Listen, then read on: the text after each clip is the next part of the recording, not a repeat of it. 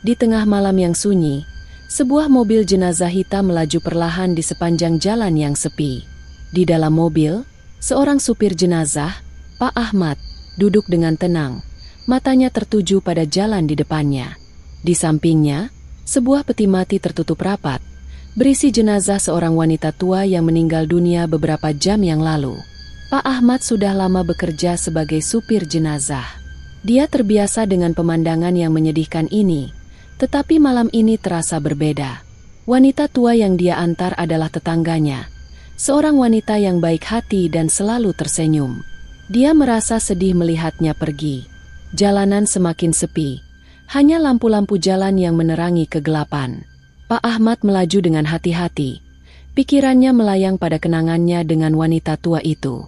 Dia ingat bagaimana dia selalu menyapa dengan hangat setiap kali bertemu, dan bagaimana dia selalu menawarkan kue buatannya yang lezat. Tiba-tiba, mobil jenazah berhenti di depan sebuah kuburan kecil. Pak Ahmad turun dari mobil dan membuka pintu belakang. Dia mengeluarkan peti mati dengan hati-hati dan membawanya ke kuburan.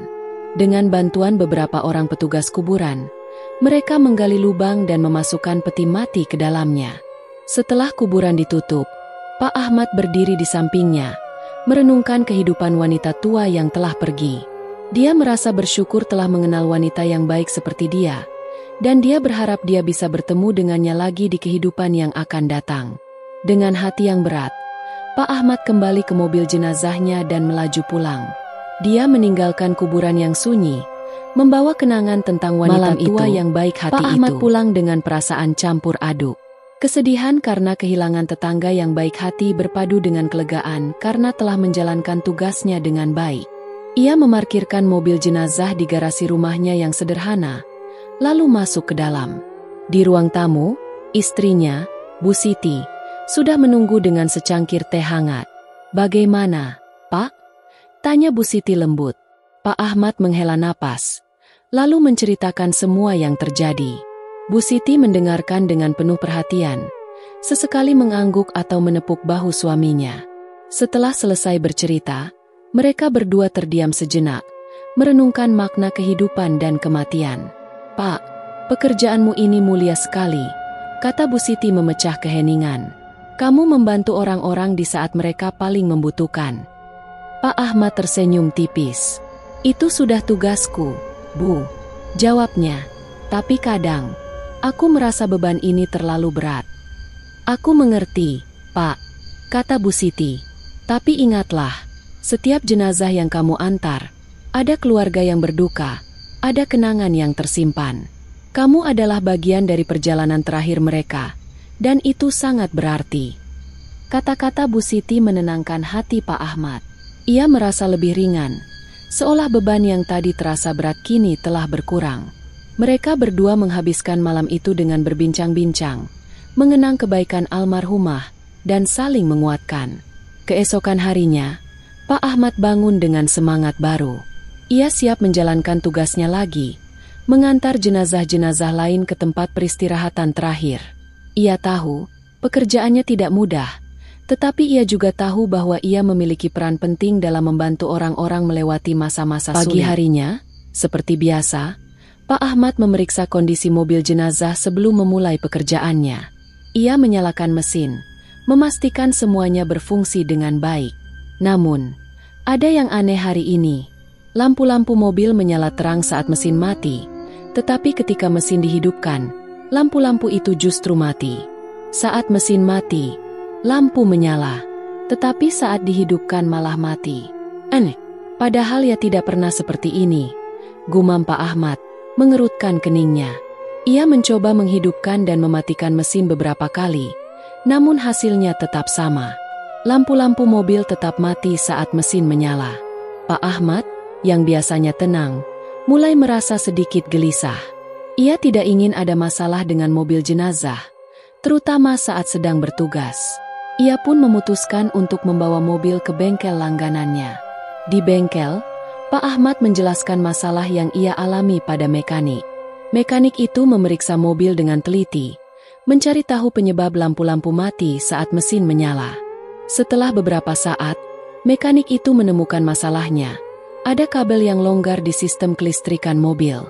Untung saja masalahnya tidak serius, Pak, kata mekanik itu setelah selesai memperbaiki kabel yang longgar.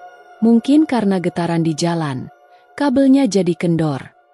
Pak Ahmad merasa lega. Ia berterima kasih pada mekanik dan segera kembali ke rumah. Ia tidak ingin terlambat menjemput jenazah yang harus diantar ke pemakaman hari itu. Meskipun sempat mengalami masalah dengan mobil jenazah, Pak Ahmad tetap bersemangat menjalankan tugasnya. Ia tahu, pekerjaannya sangat penting bagi keluarga yang sedang berduka. Ia ingin memberikan penghormatan terakhir kepada mereka yang telah meninggal dengan Setelah cara kejadian terbaik yang lampu ia mobil bisa. yang mati. Pak Ahmad kembali dihadapkan pada kejadian-kejadian aneh lainnya. Itu bagi Bapak adalah contoh gangguan yang paling sepele.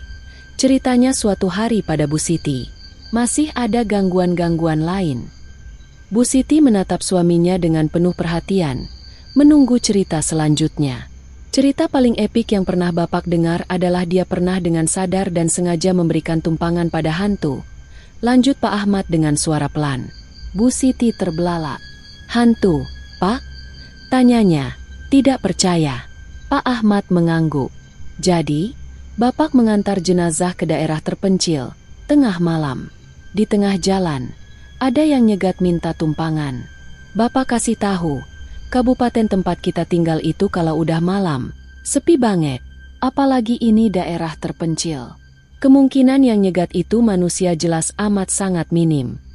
Pak Ahmad berhenti sejenak, meneguk air putih yang disodorkan Bu Siti. Terlebih, lanjutnya, dengan jelas Bapak melihat yang nyegat itu kakinya nggak menapak tanah. Bu Siti merinding mendengar cerita suaminya.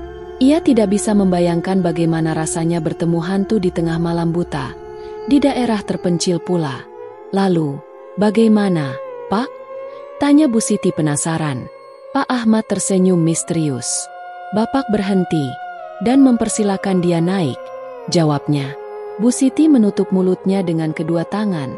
Terkejut, ia tidak menyangka suaminya akan melakukan hal itu. Jangan takut, Bu, kata Pak Ahmad menenangkan istrinya. Bapak cuma berniat menolong. Lagi pula, selama ini hantu-hantu itu tidak pernah mengganggu Bapak. Paling banter, cuma memberi kode saja.